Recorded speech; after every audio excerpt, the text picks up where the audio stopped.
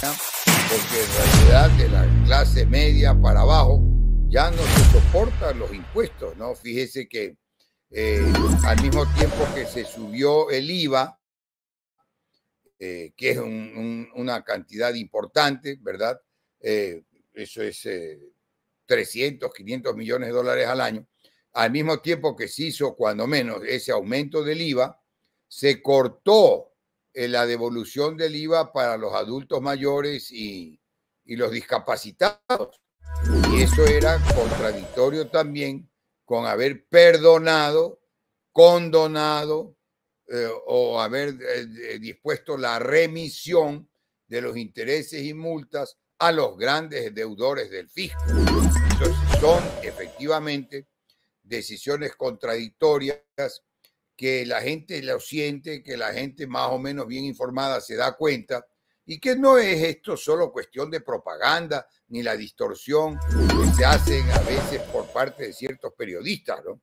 Que están claramente identificados. Ahí decía, si nos da el tiempo para comentar algo, cuando oí la intervención de Richard en la última parte, hacía referencia a los comentarios de un periodista sobre el incidente de la embajada y que había una afirmación que es a ojos vistas, porque no puedo decir todo el mundo, no sabemos quiénes nomás vieron o no vieron las imágenes del ataque a la Embajada de México, pero se han difundido ampliamente esos videos, ¿verdad? Y los videos también de la parte interna de la embajada, no solo externo.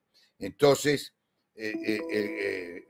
Jorge Glass, que estaba ahí asilado, antes de que se haya dado una decisión definitiva, si el gobierno no quería, no daba el salvoconducto, no podía salir.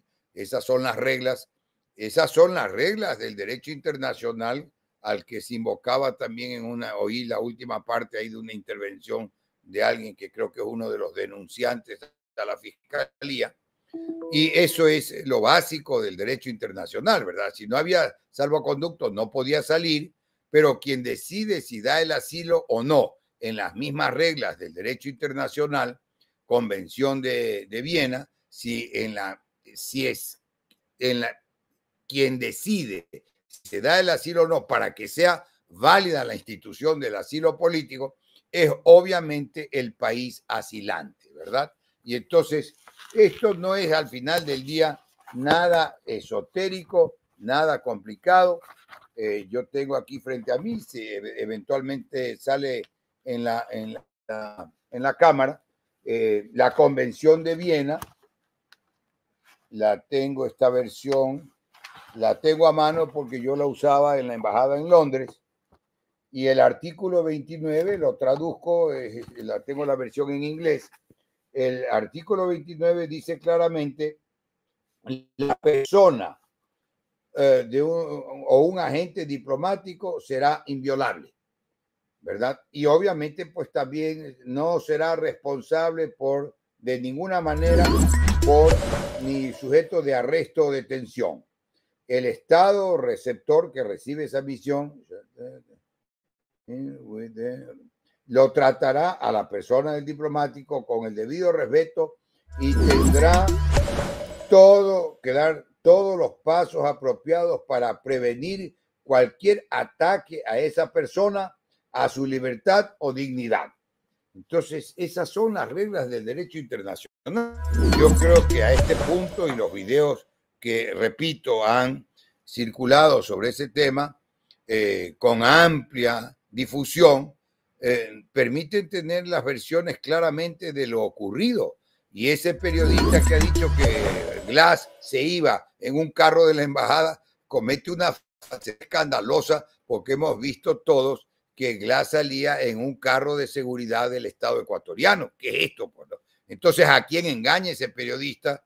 ¿Verdad? Que creo que era una entrevista con Carlos Vera o algo así.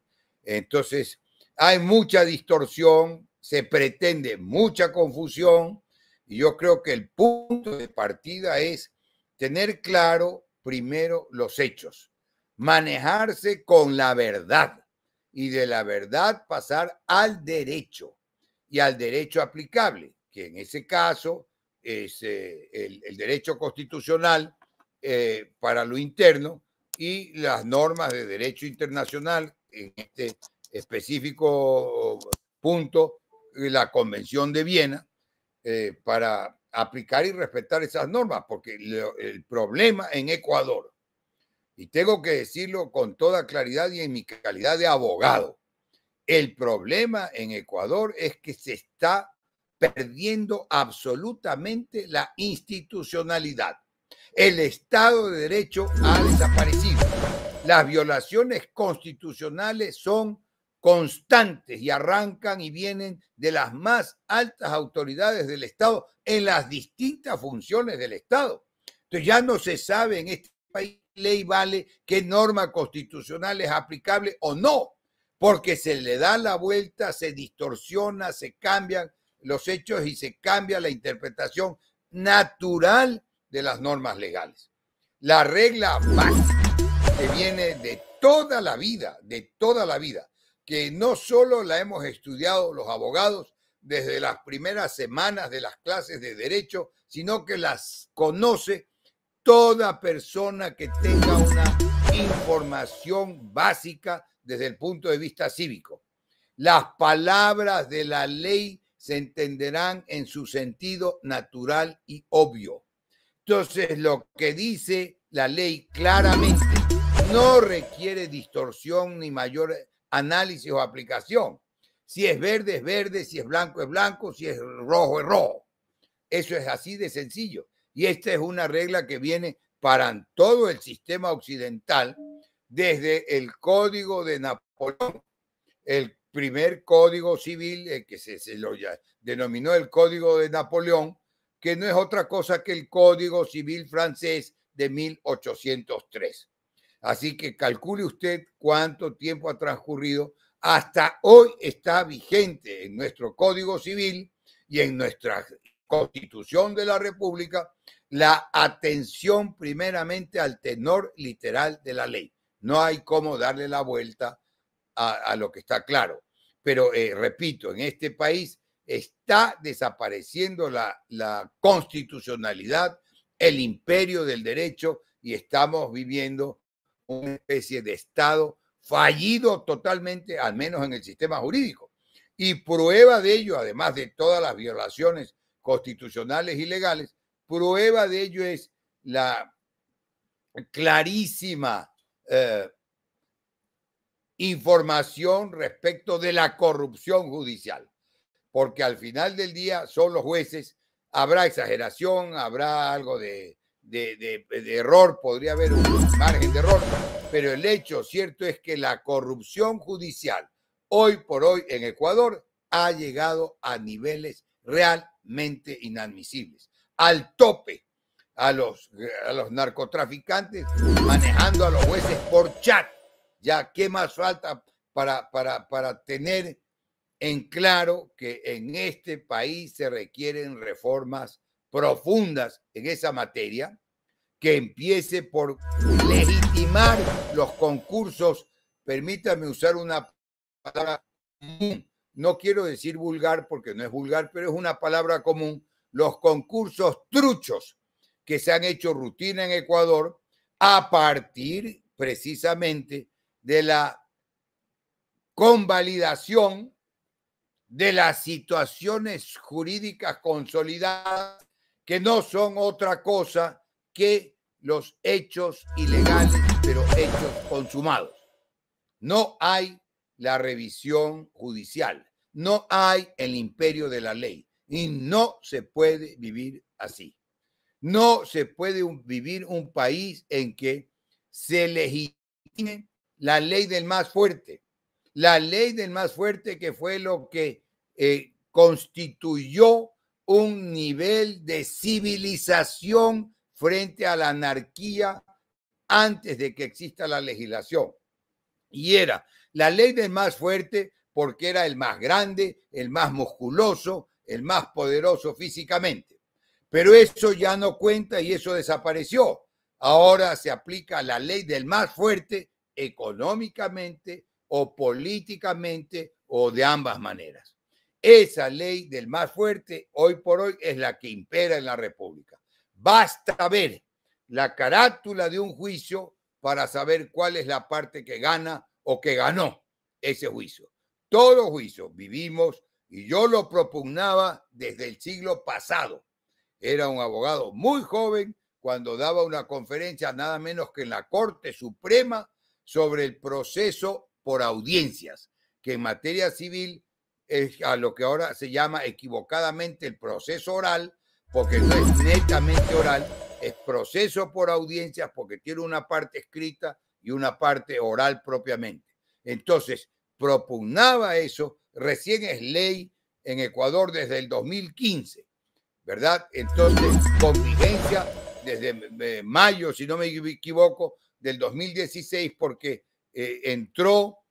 se promulgó el Código Orgánico General de Proceso en las siglas COGEP y se declaró al final que entraría en vigencia 12 meses después. Entonces, pero eso de nada sirve. La ley escrita hoy por hoy en Ecuador no sirve. No se respeta la ley, no se respeta el derecho, y eso se ha consagrado, se ha consumado en ese ataque, obviamente, a la embajada mexicana, y eso no hay manera de legitimarlo, menos con una denuncia disparatada de principio a fin, en la que se pretende que va expresamente contra la Convención de Viena, que están difundidos los videos de cómo fueron los hechos, y que en esa denuncia se pretende y se mencione, por lo que oí ahí hace un momento, que aplicar las normas internacionales. ¿De qué disparate se habla en esa denuncia? Los denunciantes tienen que, por eso la Fiscalía ha emitido un comunicado que lo primero que ha dicho es que se reconozca la denuncia, porque los denunciantes tienen obviamente responsabilidad, y en este caso tendrá que hacerse valer esa responsabilidad ante semejante disparate. La Fiscalía, ante una denuncia, tiene que tramitarla, tiene que ordenar, como ha hecho, una indagación. Lo ha hecho ciertamente de manera expedita, muy aceleradamente, a diferencia de otros tantos casos y de otras tantas denuncias, ¿no es cierto? Pero bueno, tiene que atender las denuncias, y lo primero que ha hecho es que ordenar que se reconozca esa denuncia. Bueno, y que siga la investigación, pues ahí saldrán los videos, ahí saldrán las normas de derecho internacional, y ya veremos si acaso en la Fiscalía ecuatoriana se puede emitir un dictamen acusatorio contra el señor Canseco o cualquier otro diplomático de la Embajada de México, y si acaso habría un juez que cometa el absurdo jurídico de que ante semejante ataque encima denuncien a un diplomático, ¿verdad?, que estaba en la sede de la embajada. Así de sencillo, así de claro, anticipando a las preguntas que ya le veo a Richard que quería hacer.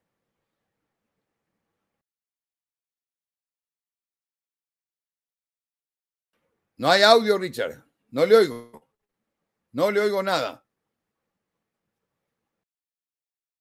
A ver, ya, ahí doctor. Sí.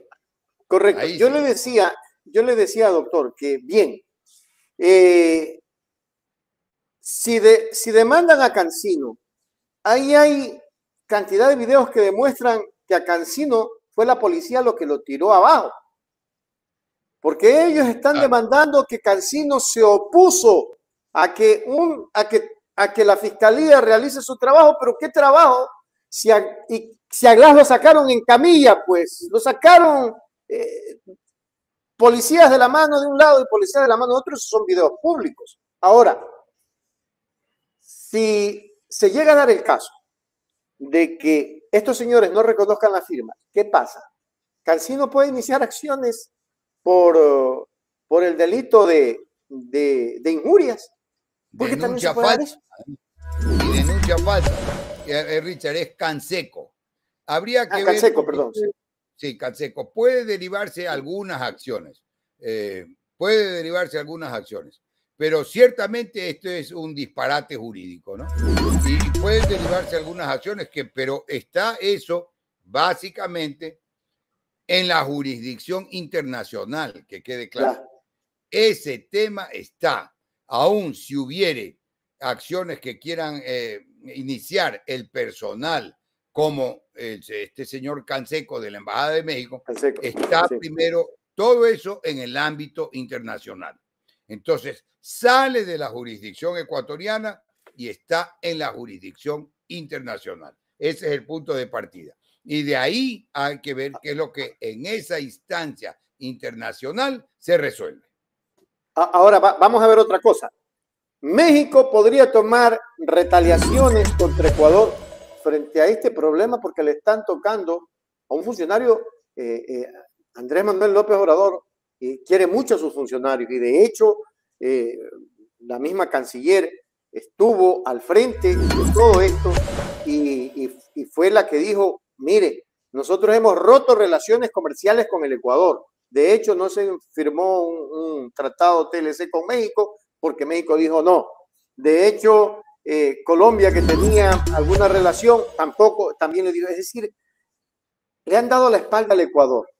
¿A dónde vamos a llegar con todo esto? Usted, que ha sido embajador también, ¿qué va a pasar en lo posterior? Yo lo veo a Andrés Manuel López Obrador, un hombre humanista, pero un hombre que ama a su México y lo hace respetar. Sí, yo de momento, Richard, yo creo que no es la palabra precisa también de retaliaciones y de ninguna manera en los mismos términos, de ninguna manera. La reacción de México y hasta donde se ha visto es precisamente ante los órganos competentes en el ámbito internacional, la OEA, la ONU, etcétera, ¿verdad? Y entonces ahí veremos si está sometido a ese ámbito internacional el tema. Hay que esperar esas decisiones. No pueden ir paralelamente acciones en el ámbito interno mientras el tema en lo global está en el ámbito internacional. ¿Sí me explico? No es competente la autoridad interna. Y eso tendrá que tenerlo en cuenta la Fiscalía. No hay competencia, ¿verdad? Porque los videos, como usted dice, efectivamente clarísimos. Y a este señor Canseco lo tiran al suelo en la calle cuando quería acercarse al auto en el que salía la persona que estaba asilada, ¿no es cierto? Entonces, el tema no es aquí de manejar caprichos, ni por decir una palabra, ni actitudes alevosas, ni mucho menos. No cuando están en juego el prestigio del Estado ecuatoriano, no cuando está en juego el imperio de la ley dentro del Estado ecuatoriano. Esto no se maneja por caprichos, por retaliaciones, ni por rabietas. Claro, esto tiene que manejarse en el marco jurídico interno y en el internacional del cual Ecuador es parte. Ese es todo el tema y ese es todo el problema. ¿Dónde va a terminar? A este punto no lo sabemos, pero ciertamente no será favorable al Estado ecuatoriano, que en este momento está representado por unas autoridades determinadas, ¿no? Porque sigue siendo el propio Estado, que es lo que hay que tener claro y presente. Y siempre será el Estado ecuatoriano, independientemente de cuál es el representante de turno. Quiero decir claramente cuál es quien representa al Estado ecuatoriano, el jefe de Estado. Y el jefe de Estado es el presidente de la República. Y los presidentes de la República van cambiando en el tiempo, van siendo materia de elecciones y se va cambiando la filosofía, la política, las tendencias que se adoptan por distintos presidentes. Y hemos visto en los dos últimos gobiernos anteriores la calidad de presidente que hemos tenido, las deficiencias que hoy por hoy son palpables en el ámbito energético, para poner un solo, que usted se quejaba hace un momento de los cortes de luz, para poner un solo y sencillo ejemplo, ¿verdad?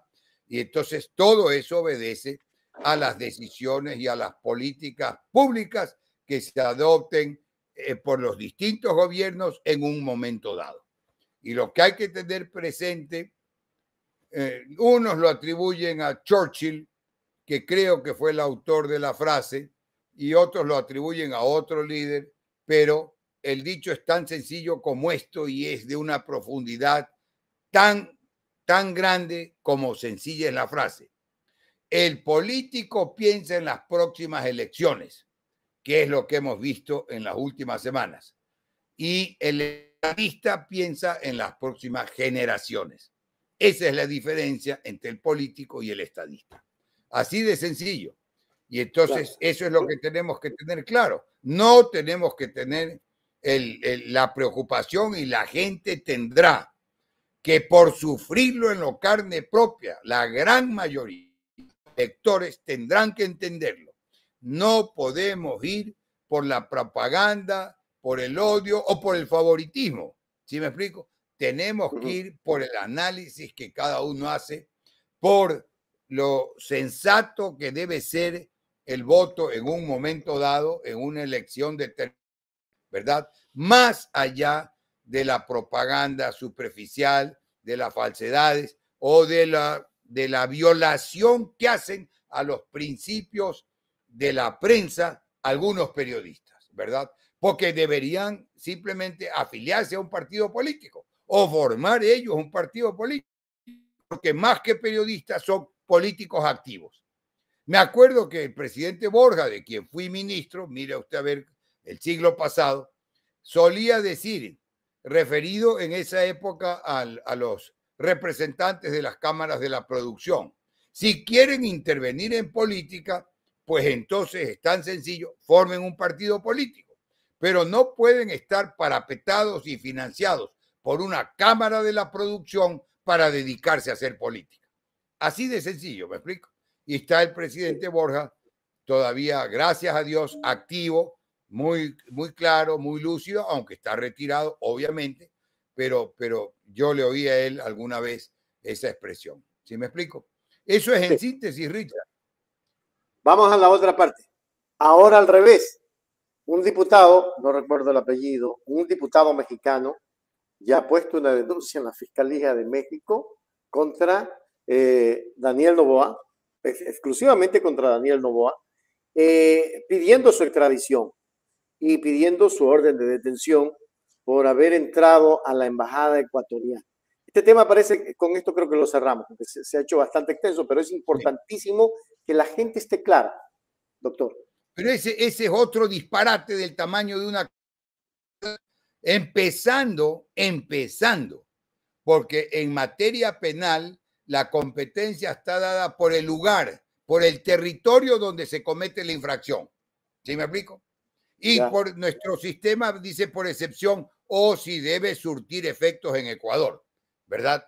Pero, ¿qué tiene que ver la Fiscalía Mexicana con este hecho, y menos al presidente de la República de otro país, como es Ecuador, donde se cometió obviamente esta violación a la embajada, pero que se presente una denuncia en México ante una autoridad común, entendiendo además que todo presidente de la República goza de fuero de corte en su propio país. Si me explico, solo para empezar, presentar una denuncia ante un juez o ante una fiscalía común en México contra el presidente de la República, Noboa, es un disparate tan grande como la denuncia que han presentado contra Canseco.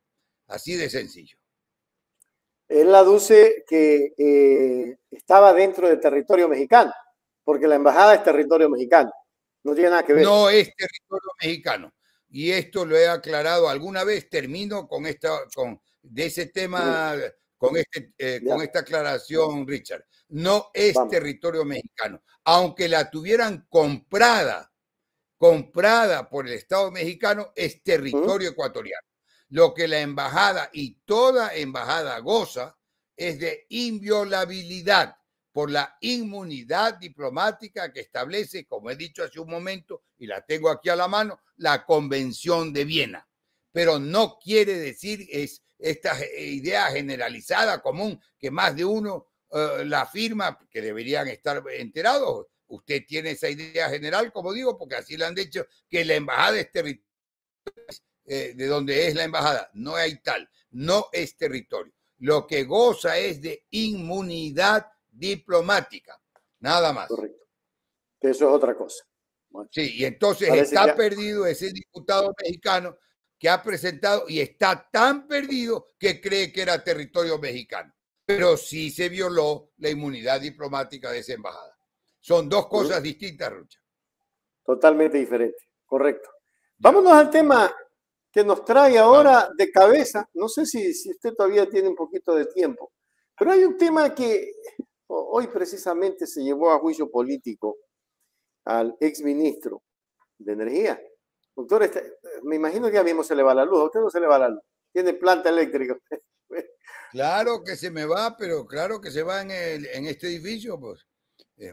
Se va la luz y yo tengo que, antes del horario, porque tendrían que comunicar los horarios y respetar los horarios y que cumplan los horarios, pues porque antes de que toque el quiebre yo tengo que desconectar todos los aparatos y esta computadora desde la que estamos conversando, porque cuando vuelve la luz se produce un choque eléctrico y eso daña todos los aparatos eléctricos, ¿verdad? Eso hay que tener presente. Y el responsable de todo eso es el Estado ecuatoriano. Y responsables son ciertamente los gobiernos anteriores y los ministros de Energía. Porque mire que ahora veía y cuánto costó la consulta y cuánto cuesta el mantenimiento.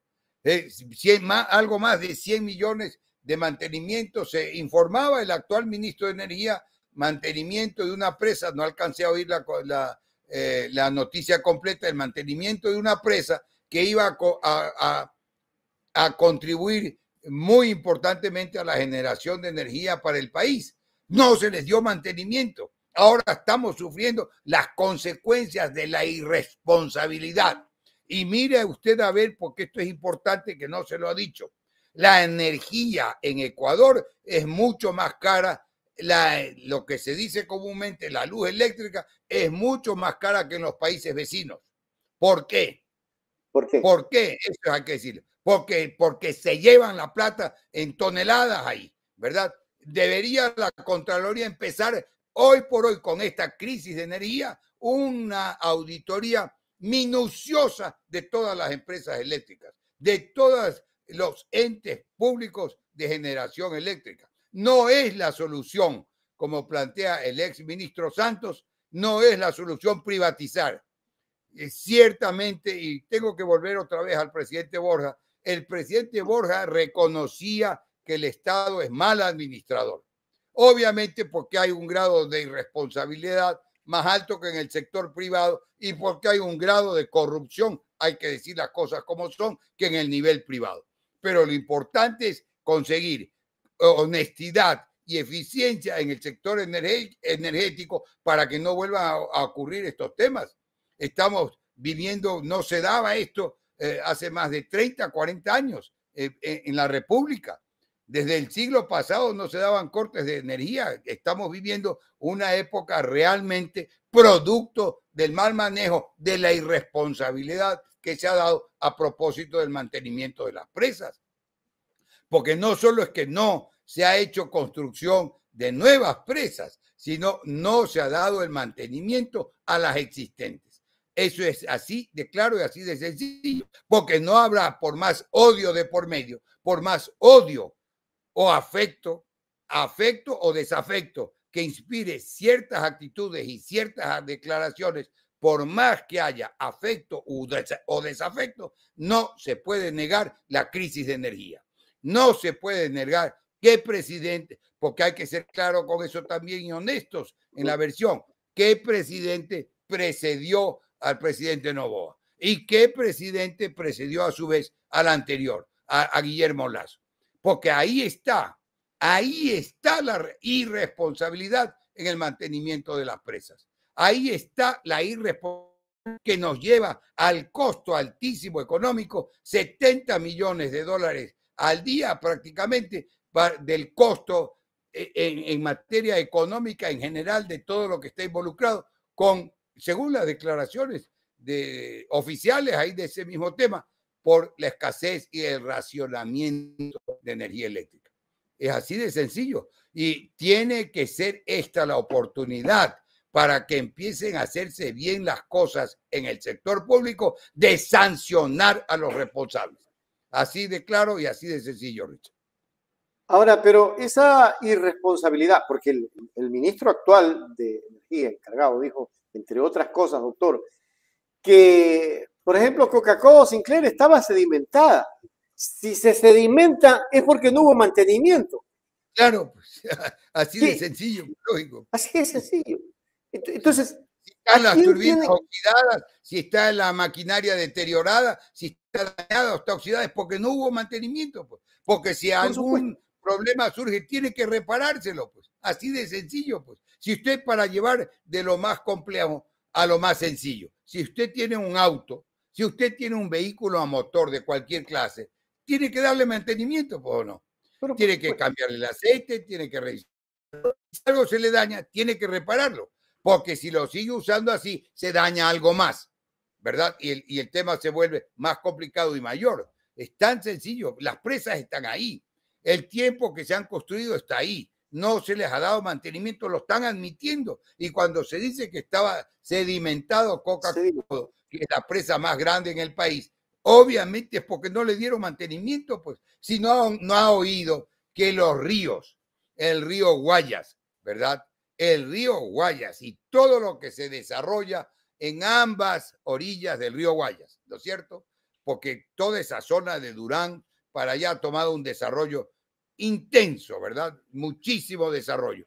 Hay una gran actividad industrial, comercial. Por eso digo, a ambos lados del río Guayas. Tiene también que ser dragado, pues, porque los ríos también tienen, en el fondo se va acumulando y hace más difícil la navegabilidad, etcétera, etcétera, pues. Entonces tiene que dragarse los ríos o cierta parte de los ríos para que el agua fluya en el volumen necesario, ¿cierto? Entonces, si una presa, que es una contención, por eso se llama represa también, que es una acumulación de agua, para ir liberando esa agua en lo proporcional necesario para que se active la generación eléctrica y se muevan las turbinas. Yo no soy un ingeniero, pero es de sentido común, y se muevan las turbinas de la maquinaria que genera electricidad. Así de sencillo. Por eso es generación hídrica, por agua, ¿verdad? Si no se da mantenimiento a eso, claro que va a haber problemas, pues, empezando por el más elemental, que es el de la sedimentación. ¿Sí o no? Claro, ahora ahí hay otra cosa que es gravísima, doctor, y es que si ellos admiten que no ha habido mantenimiento, ¿quién tiene que iniciar acciones en eso? Porque tiene que haber responsables, el Ecuador, los ciudadanos. Doctor, a mí se me quemó un computador. Qué interesante. Ahí también, ahí puede actuar la Fiscalía de Oficio, porque la noticia crímenes está en toda la prensa nacional, exacto, que es la noticia. O sea, no puede nadie decir que no se ha enterado que hay un problema de racionamiento energético, ¿verdad? Por problemas en las presas, principalmente, obviamente, y principalmente por el estiaje, la falta de lluvias, pero agravado por la falta de mantenimiento de esas presas, ¿no es cierto? Entonces, la noticia está ahí, en la prensa nacional, y lo estamos sufriendo todos en general, ¿verdad? Porque aún los que pueden tener la facilidad de una generación propia, que es muy costosa también porque generalmente es con combustible, ¿verdad? Aún aquellos que pueden tener una generación propia, primero es mucho más costosa y segundo, mucho más incómoda, mucho más difícil, o sea, y tiene los cambios y los choques de luz entre la generación normal y pública, la que nos llega por los cables que van en los postes de luz, como se los conoce, y la generación propia o la autogeneración. Entonces, no es ese tema tan sencillo tampoco, ¿no? Ni tan seguro. ¿Y la Asamblea puede iniciar ya acción? A ver, vámonos poniéndonos en contexto. Yo entiendo que la Asamblea estaba iniciando un juicio político justamente al exministro Santos, ¿no? Claro, al exministro Santos un juicio, pero ¿y el resto, doctor? Es que no es solamente el ministro Santos el que viene involucrado ahí. Ahí viene el ministro, desde el ministro de Moreno que no se preocupó por consolidar un proyecto que había y que dijo Jorge Glass en alguna entrevista, dijo, oiga, pregunten, pues pregunten a lo que sabemos, nosotros podemos ayudar. Pero ahora lo tienen preso, pese a que él es el que conoce cómo manejar ese problema de energía eléctrica. Dejemos a un lado eso. Pero eso no tiene que venir una fiscalización, no sé si Contraloría puede hacerlo desde Moreno a la fecha, porque ahí todos son responsables. La pobre señora ministra Robo ya está, creo que con orden de detención. O sea, usted se puede imaginar una muchacha que apenas tuvo 3 meses y que heredó unos problemas inmensos, por favor, y que era con influjo psíquico que secaron el agua. Doctor. No, no era válido echarle la culpa a ella, por supuesto, no tenía ni el tiempo para irse enterando de lo que ocurría. Y hay muchos técnicos y hay mucha gente que conoce, profesionales capacitados y competentes que conocen de ese tema, pero no se los llama, no se los escucha. Obviamente lo que usted dice, tiene que haber una fiscalización en los distintos ámbitos de las funciones del Estado. En la Asamblea es la fiscalización política, en la Fiscalía y en el sistema judicial es la fiscalización legal, ¿verdad? Y obviamente en los ámbitos y los órganos de control del Estado tendrían que actuar necesariamente, pero no hay acción, no hay reacción, no se ve nada, ¿no? No se ve nada. Y ahora hechos desesperados, aislados, de última hora, y este es un tema, hay que ser absolutamente serios y honestos. Es un tema que no se le puede echar la culpa al actual gobierno, porque no viene, tiene que actuar con energía, rápido, con decisión, pero no se le puede echar la culpa, porque eso viene de los 2 gobiernos anteriores. Así de claro y de sencillo, ¿no? Definitivamente. Eso tiene que verlo y sentirlo toda la ciudadanía, ¿no? Claro, o sea, ahora, el poder popular, el ciudadano común, a través del Consejo de Participación Ciudadana, que por Dios, ese es otro tema. Yo sé que usted está corto de tiempo, pero ese es otro tema. Aprovechamos 10, 15 minutitos y analícelo, ya, doctor. Lo que nos queda, pero ese Consejo de Participación es pólvora en gallinazo, ¿verdad? Ese es un dicho, yo creo que en el país entero se lo entiende, ¿no? Pólvora en gallinazo. Las trafacías jurídicas que se han hecho en ese Consejo de Participación. Y hasta lo último, pues cuántas veces ya se ha puesto de moda en sacar al presidente o a la presidenta del Consejo de Participación porque cambia la mayoría. Alguna vez se habló de las mayorías móviles en el Congreso, cuando era Congreso antes de Asamblea. Eso es cuestión de nomenclatura nada más, ¿verdad? Y ahora, donde hay claramente mayorías móviles que cambian, es en el Consejo de Participación. Y se ve cómo, sin ningún rubor, esos consejeros de participación, cuando estaban en la Asamblea a rendir cuentas en la Comisión de Transparencia de la Asamblea Nacional, no podían ni hablar. Leían en la computadora lo que les daban, lo que les escribían desde otro lado, que seguían la sesión. Pero con un que no quiero usar palabras fuertes que son innecesarias, como con una audacia, con una falta de rubor que descaradamente, leyendo así a la computadora, repetían, esas eran las exposiciones que hacían. Y no solo lo que vi yo en la Asamblea, en esa Comisión de Transparencia, sino en las sesiones que se ven del propio Consejo de Participación a propósito de su mal manejo, de todas sus ilegalidades, trampas y solapadas que hacían a la Comisión Ciudadana en el concurso y en los concursos, particularmente el que yo seguí de la Contraloría, ¿no? Era realmente descarado, para usar la palabra exacta. ¿Qué se puede decir de ese Consejo de Participación? Que quiere justificar su existencia solamente con base en qué tendencia tiene más odio o menos odio en un momento dado. No puede haber un organismo del Estado. Además que es Consejo de Participación Ciudadana. No es Consejo de Participación para un sector de la ciudadanía, sino ciudadana en general. ¿Sí me explico? Para eso fue creado. Y por eso es que se viene cuestionando su existencia. Porque además algunas de las atribuciones que tenía el Congreso Nacional pasaron al Consejo de Participación para darle mayor agilidad en un organismo de apenas 7 miembros, 7 consejeros. Pero se convirtió eso prácticamente en un antro.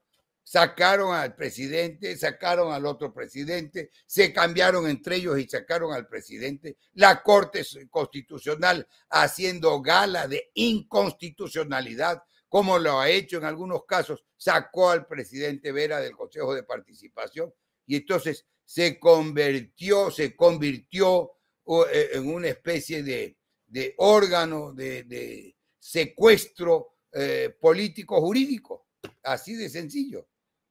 Hoy por hoy no tiene el más mínimo prestigio ese organismo. El más mínimo prestigio. ¿Qué hablar de ese organismo? ¿Qué puede usted decir de eso?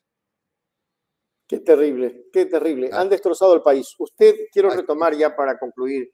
Sé que ya está se con nos su fue tiempo. todo el tiempo. Pero mire que se nos va gran parte del tiempo con estos problemas tecnológicos, ¿no? Imagínense. Yo quería concluir con un tema que sí es de preocupación, doctor, y es que los actuales candidatos a la presidencia, a excepto de algunos que he visto que llevan propuestas, otros no solo candidatos a la presidencia, sino candidatos a la asamblea, se cambian de camiseta. Este camisetazo viene de muchos años, pero como que hay que ya regularlo. Porque no puede ser, el pueblo los elige. A ver, doctor, si usted se lanza a la presidencia, a la asamblea, y yo le doy mi voto, usted se lanza por Revolución Ciudadana, yo le doy mi voto, y usted mañana declara que es independiente. Sabemos que es su libertad, hay la libertad política, la libertad. Pero yo le di mi voto por un movimiento y por usted, por las dos cosas unidas. Una. La otra cosa es que yo soy presidente, ya van 2 veces que pasa lo mismo.